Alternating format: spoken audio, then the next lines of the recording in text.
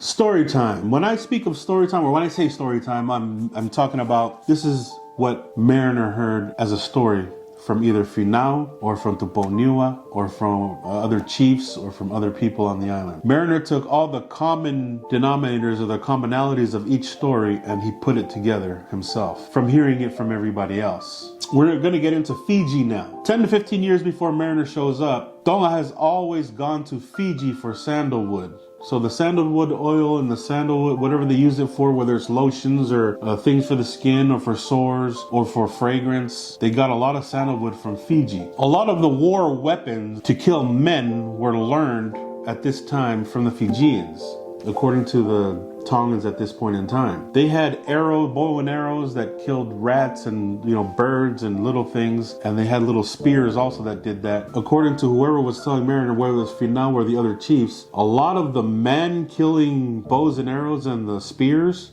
they learned how to build that from the Fijians. The Fijians at this point in time were at war with each other. He was told that there were 4 or 5 giant forts or garrisons in Fiji where they would actually attack each other and go to war with each other. The Tongans would show up and get whatever they needed, but they were never involved in those wars for the most part. The Fijians taught them how to build the bows and arrows and the spears. They taught them how to use them, to throw them, the ones that killed human beings, because that's what they were good at. That's what they did often. That's what they did all the time. And he said that there were Tongans in Fiji that lived amongst, but around, for the most part, around these tribes and these wars and whatnot. Some of them had families and relations that lived there, but they were never involved, not directly, not as a people. There were men that showed up to Fiji and joined some of the different tribes that went to war with each other, but they went together, right? They would go and join a tribe, and they would go pillage and plunder, and they would fight, and then they would leave and come back and join a different group, and they would move around like that. They learned how to paint their faces and paint their bodies and dress like the Fijians, and there's a lot of things that the Tongans appreciated, especially the young ones, right? The young warriors and the young chiefs appreciated about the Fijians because they thought that they loved that Fiji maxim. It was very masculine to them. A lot of the young guys looked up to things like that. And for the most part, any involvement that most of the Tongans had in Fiji and their wars were the young guys, the young ones who wanted to be a part of that. Captain Cook describes when he was in Niue, he saw a lot of that behavior. A lot of the dances of the Tongans in Niue mimicked a lot of the war dances, behaviors, and war-like moves of Fiji. He would sit and often talk to some of the old folks in Tonga. He would ask them where the Fijians came from, or how is it that they were to become part of this group of islands. And even the old ones. He said one of the older ones looked like he was in his 80s, which means he was born in the 1720s or 30s. And even he said, oh no, we don't know. We assumed that a ship rolled by and they drifted him over here into Polynesia or into Fiji, and they ended up staying there. Other than that, we've always been there, and they showed up and they start fighting each other. But he could tell the distinct difference in how they look. They were darker. They had frizzy hair. They gauged on their bodies. They gauged their lips. They gauged or pierced their cheeks or their nose or their ears gauged, and they obviously looked different. That's why Mariner was curious who they were and where they came from, and that's all the old folks can tell him. That they assumed that they were on a ship and it drifted into Fiji, and that's where they ended up staying and living, continuing their war-like, behaviors, one tribe against the other. A lot of these stories come from a guy named Tuiaki. Finau tells him about Tuiaki. Finau actually knew Tuiaki. This was before Mariner even got there. He knew Tuiaki and his escapades in Fiji. And he goes on to tell him a story about Tuiaki in Fiji. And he heard it from a few different chiefs. And he took the similarities of all the stories and put it together about Tuiaki. Between the time of Captain Cook and Mariner, there was a point in time where there was peace in Tonga. Everybody lived peacefully, according to Finau and the other chiefs. During this time, there's a guy named Tuiaki who was of he calls it an unquiet disposition. He just wanted to go do stuff. He convinced a whole bunch of young guys and a whole bunch of young chiefs and warriors to do the same. So they go into the main storehouse of the village or the town or the island, and they rob it. They all promise an oath to each other that they'll never betray each other, they'll never go against each other. And they create a group. And this group that Tuiaki Halawatai creates, they go and they rob the storehouse. They didn't need any of it. It's food and mats and ngatu and tapa and everything, but they didn't need any of it because they all owned things. They all had whatever they needed. The next day, the whole village or the whole island is surprised. They're wondering who stole this, who could have robbed them of these things. And then it occurs to Tuiaki Halawatai, or at least he tells them, this may have been training for them, but he tells them, hey, I know a place where we can go where they're at war with each other all the time. Fiji. Heka, let's jump in the ships and go to Fiji. He said he gathered around 250 men, 3 giant ships, or 3 giant canoes with sails, and they sailed to Fiji. And that's exactly what they do.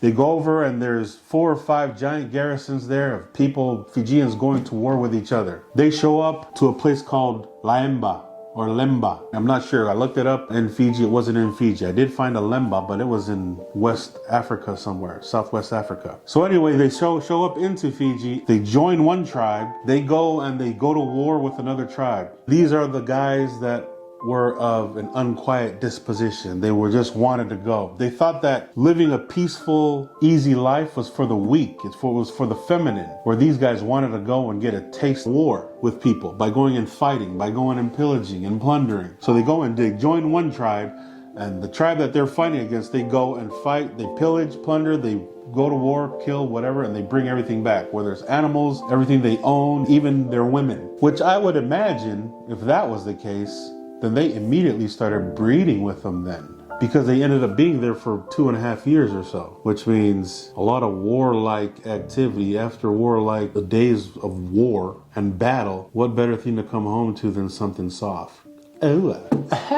That's just an assumption of my judgments as far as if they were there that long and they were taking everything from them, including, women, then it would only make sense that they started breeding with them if they were there for 2.5 years or more. Then the tribe that they just beat, they would leave the tribe that they were with, they would leave them and join a different tribe. Sometimes they would join the tribe that they would just beat just to go back and fight the ones that they left, and they would go at each other. Then they would join another team. After they'd fight, they would join another team. Eventually, they broke off and they became their own little unit, and then they started going to battle with each tribe all on their own. That happened for a couple years, 2.5 years or so, and then they finally got tired of war, and then they sailed back. But when they sailed back, the 3 giant canoes that they sailed in, they left those there, and they took the nicer built, beautiful giant canoes that the Fijians built.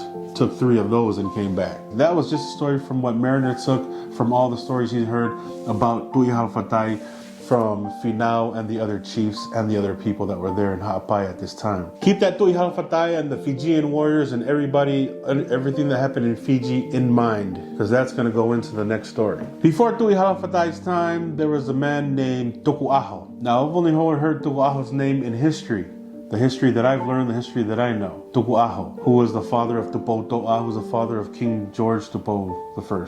So Tukuo succeeds to the throne, and not everybody likes him. I mean, it's far from it, because Tukuo was a bully.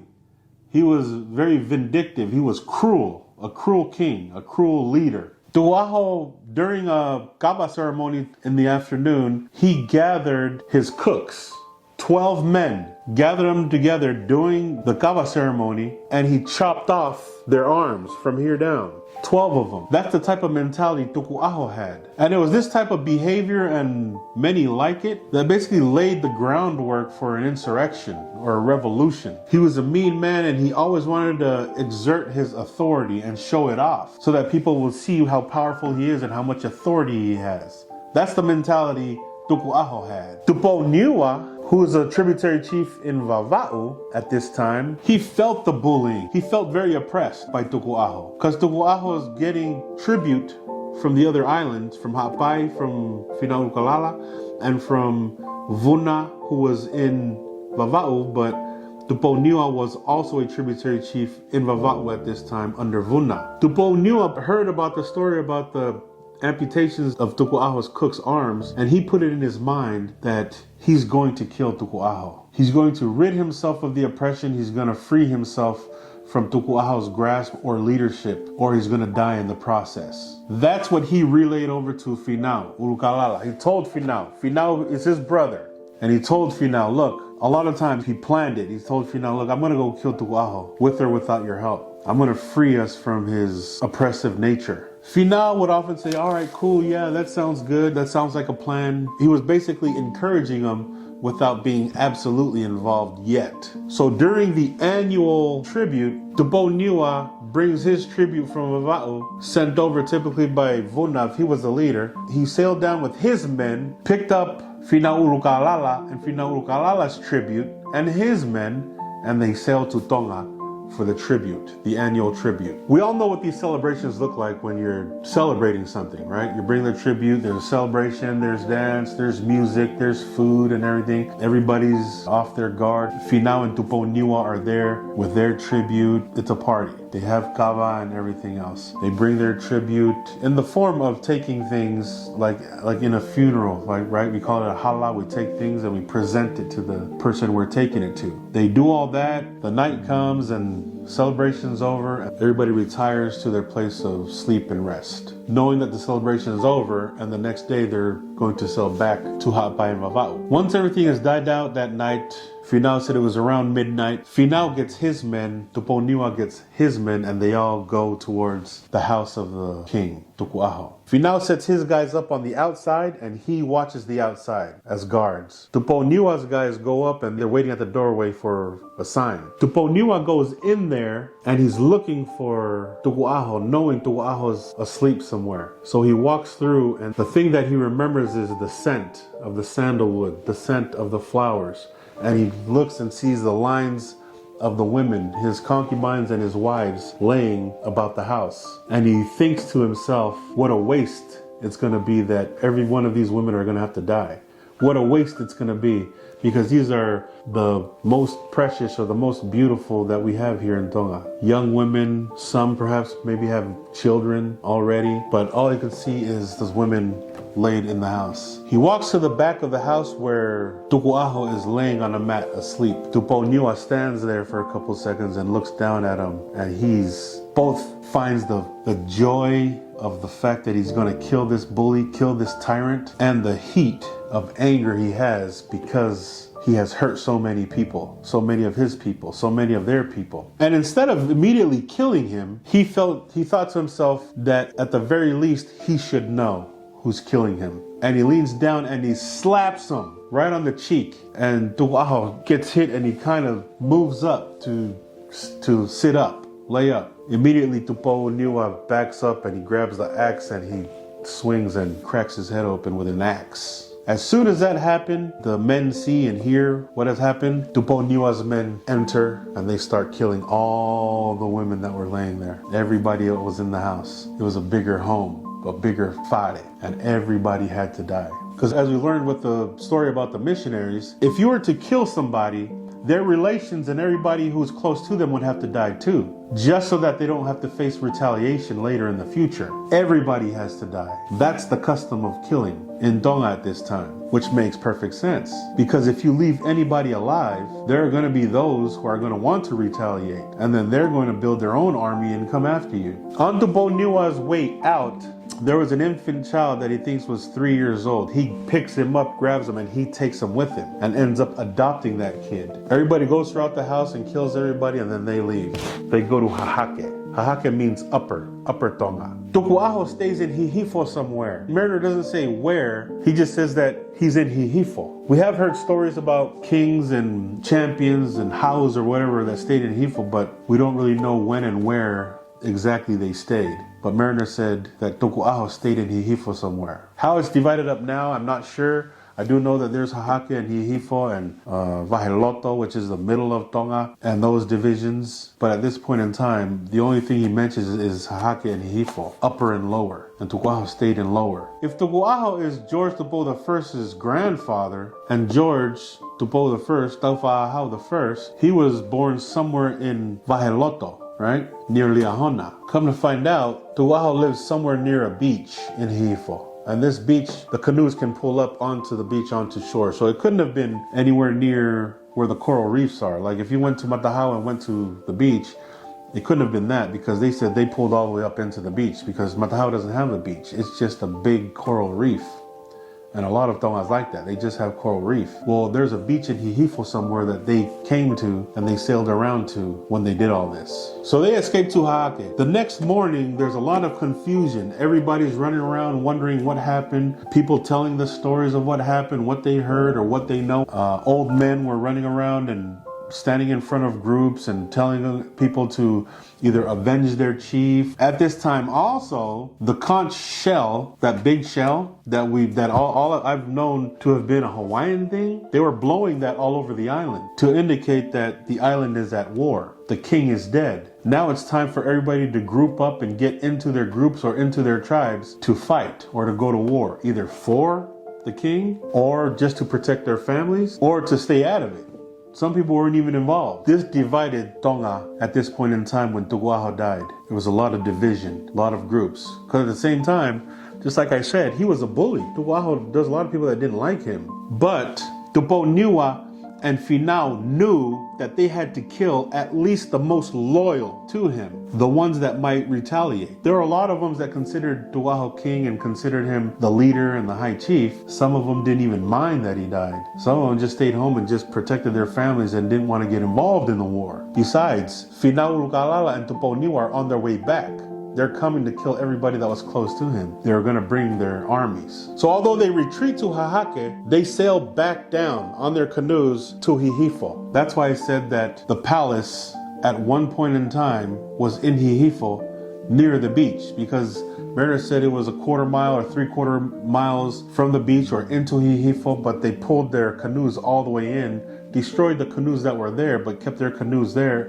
They fought with some guys that were on the beach, destroyed their canoes, and then they moved inward in Hihifo. They get into a battle, they start fighting each other. The most loyal to Tukuo, Finau and his men, and Tupouniua and his men, they all went to battle with Tukuo and his men and his loyalists and those people who are really loyal to him, fighting for their chief or for their king. I've kind of already went over the fact that these guys might all be related because Tupouniua is Finau's brother. We also know that the Tupos are where Tukuo is from because his son is Tupo To'a, and Tupo To'a ends up having Tupo George I, who unifies all of Tonga under the British protection. So we're looking at this more of a family affair, a family fight. So after their first battle, Finau Ulukalala, Tupouniua, and their men, after their first battle in Hihifo, they actually get beat back. They do a lot of the killing and whatnot. They're killing back and forth, and they get beat back. Go back to Ha'ake. This is where Tuihafatai and them come back in, because while they're in Ha'ake, two giant Fijian-built canoes, nice ones, show up, which happens to bring back Tuihafatai and the Fiji warriors, the warriors he took to Fiji, Fiji mercenaries, if you will. They get to where they are. Tuihafatai and his men join Finau and Tupouniua. They get together. They obviously know each other, and Tuihafatai is down to take his men and join together with Finau Ulukalala and Tupouniua to go back to Hihifo and fight Tukuo's men and battle with Tukuo's loyalists. They meet together and they talk about how they're going to go to Hihifo and go to war, right? They're going to go to battle. They give the whole plan. They're going to get up. They're going to get ready, prepare everything. And then early morning or early afternoon, they're going to march back down to Hihifo just so that they can take out the main guys, the main loyalists of Tukuo so that they don't retaliate. During that meeting that evening, Tuihafatai tells them that he feels ill. He's been feeling ill for a while. He may have been feeling ill while they were in Fiji, and that illness has followed him over the ocean back to Tonga.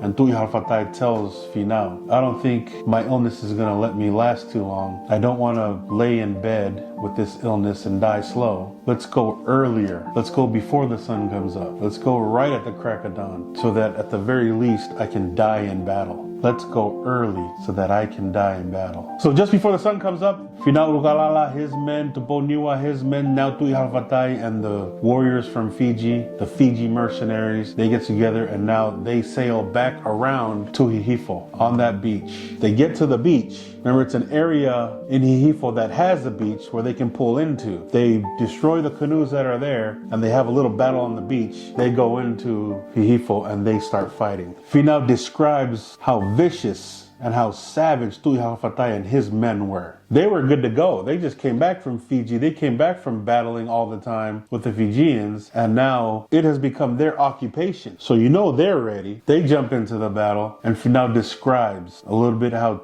Tuiaki and his men, how vicious they were. Whatever they learned in Fiji, along with whatever we already knew as warriors and as fighters, he can tell that those guys were well prepared for this battle, for war. How good he was with the spear, how good he was with the club. Finau describes Tukuo and how powerful of a swing he had with his club. How them and their men were fighting, beating down Tukuo's men, killing them with each stroke and with spears or whatever they were using, stepping over the bodies and continue war, taking it to Tukuo loyalists. He told Mariner that Tukuo probably killed 30 or 40 guys on his own, along with how vicious him and his men were. Glorious battle that lasted for hours. Finau tells him how they were so close to winning, so close to killing a lot of them. Much of them died. A lot of their own men died. But they were getting closer and closer to victory, to the point where some of the loyalists of Tukuo started running away. They started turning and running. The ones that were brave enough to stand there stood, and they were dying as they were fighting, and they were killing as well. But Finau can tell that they were close to victory. As soon as Tuiaki realized that they were so close to victory, Tuiaki didn't want to go back. He didn't want to go back home and lie in bed and die sick in his bed, which is why Tuiaki ran into a group of the enemy and just started swinging his club away, whoever he can hit, whoever he can stab, whoever he can kill. And while he was in the thick of the battle of the area he ran into, they catch him with a few spears and a few clubs and kill Tuiaki. And that ends the days of Tuiaki, the brave warrior, the leader of the Tongan mercenaries that were Fiji warriors. They may have been Tongan, but they claimed to be Fijian warriors because of all the things they learned about the Fijian men, the Fijian maxim, Fijian masculinity, the bravery of the Fijians, the warlike manner the Fijians taught them how to use weapons. So although Tuiaki and his men came from Tonga, they actually promoted themselves and bragged about them being Fijian warriors. But thus ended the days of Tuiaki. Finau also admitted to Mariner that he may not have fought as viciously and as savagely as Tuiaki and his men, or Tukuo and his men, but he kept a steady swing with his club just so that he can get to victory. We kind of know the personality of Finau Ulukalala as a politician. He's borderline bloodthirsty, warmongering, but for power, for anarchy. He wanted to be in power. He had his own reasons, his own motives of why he wanted Tukuo to take out Tukuo. And a lot of it had to do with power, and we're going to see that in the future of this book too. After those 2 to 4 hours of that battle and them chasing them off and them running off away, they get back into their canoes and they sail from Hihifo back into Hahake, and they get together and they meet and they basically decide, let's go back to Hapai, let's go back to Vava'u, as long as we got the main group of Tukuo, because a lot of them were fighting just because they were loyal to Tukuo or loyal to the family or had loyal friends in noble callings. But just like I said before, for the most part, a lot of people didn't like him because he was a bully, because he was a tyrant. But they felt satisfied that most of the ones who were close to Tukuo are gone now. And because that's the case, Tonga started dividing itself into different groups, into different tribes and areas, districts, if you will. And everybody started building forts. Everybody started building garrisons of their own. Mariner said when he was there was probably 14 or 15 forts throughout Tonga since the time they killed Tukuo just to protect themselves from Finau attacking Tonga annually, for power, for anarchy, for monarchy. One thing that Mariner understood is that Finau wants to rule all of Tonga, and he's going to do it one way or another. And in his own opinion, he was trying to do it through combat, through military forces. But that created the divide in Tonga. There were tu'is in each places, there were haus in each places. Each place had their own champions, which means each place were telling their own stories. Each place had their stories of who went to war and who won and who they thought should be in power, who they thought should not have been in power. And so those stories go. And so the history goes. And so those stories and histories go from each of those tribes and those districts and those villages and those families. And those are the stories we end up then telling in modern day history, where we have the story once removed from Mariner himself. Finau telling the story, Tukuo telling him the story, other chiefs telling him the story. He said he's even talked to Tonga. The Tonga family at the time was the Whakawhiti family. That was the Tonga family. Those were the ones that were descended from the gods. All the other Tu'is and the Haus were kings and rulers through military force. Those were the differences. So